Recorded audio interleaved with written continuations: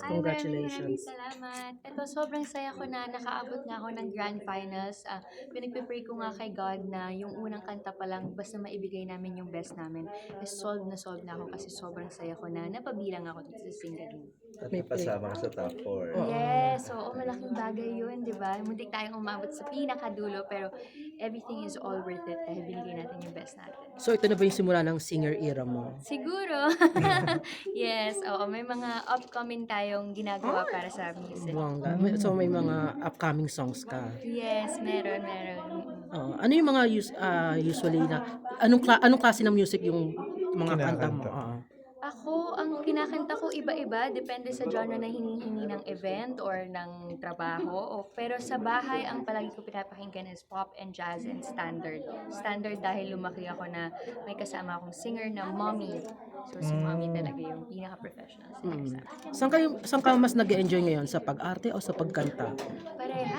Parehas kong love na love talaga. Pero first love ko is acting. Alexa, kamusta naman singling journey mo na naging sumakses na?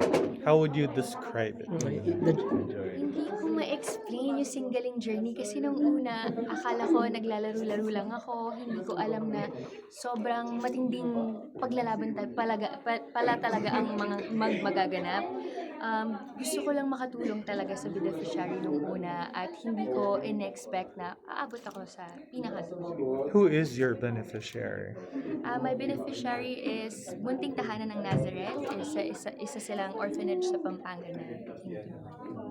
Sa palagay mo, sino yung magiging bet mo dun sa dalawang naiwan ngayon? Parehas ko namang feeling na makakaabot sila. Parehas silang magaling. So, kung sino man ang palarin at sana hindi magkamali na lang. Ganun.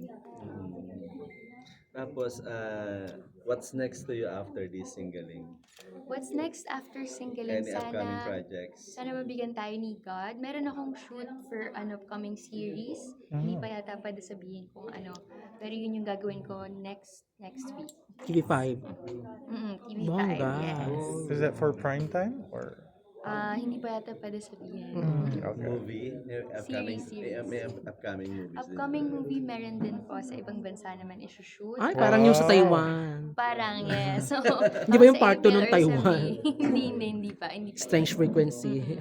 Pero marami rin nagtatanong, kamusta raw ang puso mo ngayon? Puso ko, buong buo. Buong buo pagkatapos mawasak. Wasak na wasak ba? Gano'n siya kawasak? Mga shattered. Oh. No, it's okay. Buong buo na tayo ngayon because time heals all wounds, diba?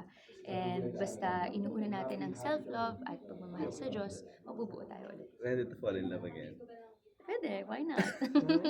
Kung bibigay ni God. Tapos nitong ano ba, kumbaga marami ka na rin mga napatanayan on your career. May mga pinapangarap ka pa bang mga after doing yung mga magagandang movie mo? Oo naman po. Ano yung mga gusto mong mga genre that you want to? Pangarap ko po na makapag-action kasi hindi pa po ako nakakapag-action talaga. Feeling ko it's very, very challenging. Of course, pinagsasama mo yung physical, acting, everything. And I can't wait for that chance to be given. Sino yung gusto mong makasama if given a chance to choose? Na leading man. Leading man. Maraming magagaling. Siguro pa si Sir Coco. Pangarap ng lahat na makatambal sa action, di ba? Sa babae naman, sino yung mga gusto mong makasama din? Si Miss Angel Locsin, pangarap ko Mga talaga action makasama. talaga. Action star din siya before, di ba, sa pagiging Darna. Ayan, pangarap ko po. Sana makabalik din siya. Sana makabalik, di ba? Yes. And congratulations! Thank you so much! Congratulations.